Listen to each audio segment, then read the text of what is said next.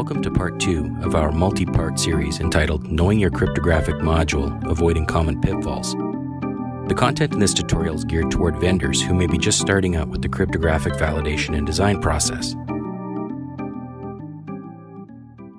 In this segment, we will dig a little deeper into the foundations of cryptographic modules with the examination of cryptographic boundaries and cryptographic libraries. We will demonstrate how a cryptographic boundary is correctly scoped when beginning a new FIPS 140-2 validation project, and what the repercussions are when the boundary is incorrectly scoped. We will also touch on what differentiates a cryptographic module from the underlying cryptographic library, and some rules surrounding the reuse of cryptographic libraries. To begin, let's look at how the standard defines a contiguous cryptographic boundary. The cryptographic boundary shall be an explicitly defined contiguous perimeter that establishes the physical bounds of the cryptographic module. The boundary definition shall specify module components and connections, and also module information flows, processing, and input-output data. As you can see in the diagram, the cryptographic boundary represents an imaginary box drawn around the module and all its components. When we say that the boundary is contiguous, we mean that there are no breaks or openings that could allow uncontrolled input, output, or other types of access into the module. In this case, the cryptographic boundary is either logically or physically closed off from any kind of input or output that does not occur over a defined port or interface. We can also see in the example to the right that there are breaks in that boundary. A cryptographic module cannot be validated using this design, since the possibility of uncontrolled input and output poses a threat to the security of the module. FIPS 140-2 allows vendors to exclude components from the cryptographic boundary on the condition that the exclusion does not adversely affect the security of the module. An example of an exclusion from a hardware module might be something such as removable power supplies.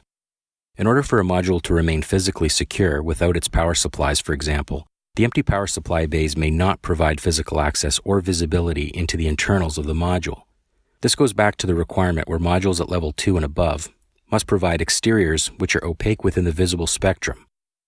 If this requirement cannot be ensured, then the removable items may not be excluded, and they also need to meet the tamper evidence requirements. This graphic demonstrates that the excluded component shall not leave the cryptographic boundary in a non-contiguous state.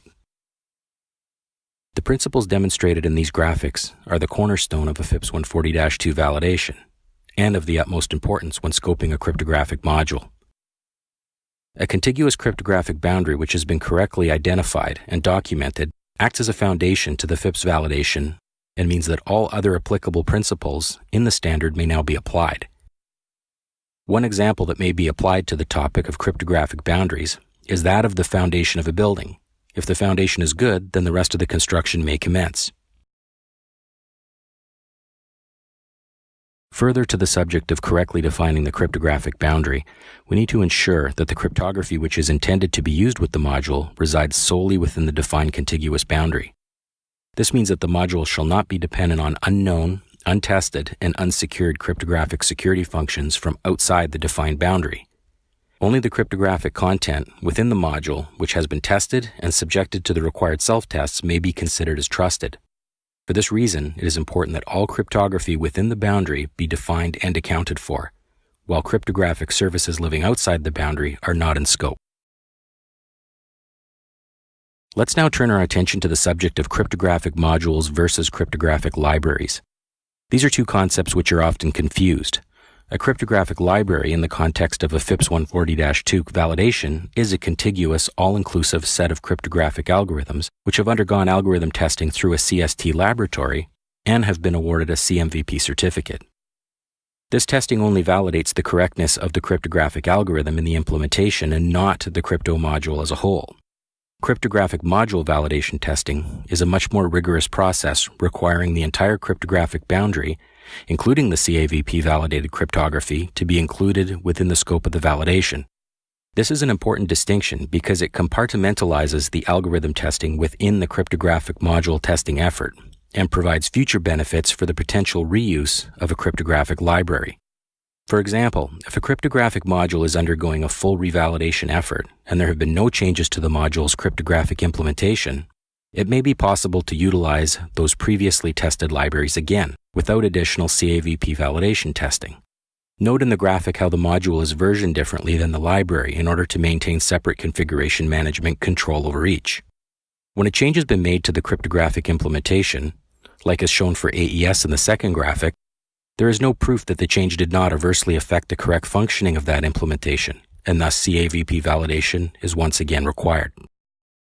Another consideration when talking about cryptographic boundaries and cryptographic libraries is ensuring that all cryptography is acknowledged.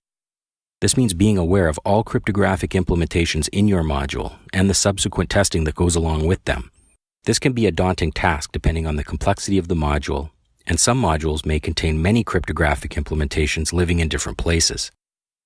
It is important to have a good handle on all of the cryptography living in your module and the associated required CAVP testing. We really don't want to promote a confusing and messy cryptographic boundary, as this can present security problems further into the testing process. Instead, we want to promote all cryptography being organized into distinctly versioned and CAVP tested libraries. The configuration management system used in the cataloging of the module and its components shall track all code within the module boundary. Thanks for watching part 2 of our series. We hope this has been informative. Please check out the other videos in this series and remember to like and subscribe. To see future notifications of Lightship Security tutorials, please hit the notification bell.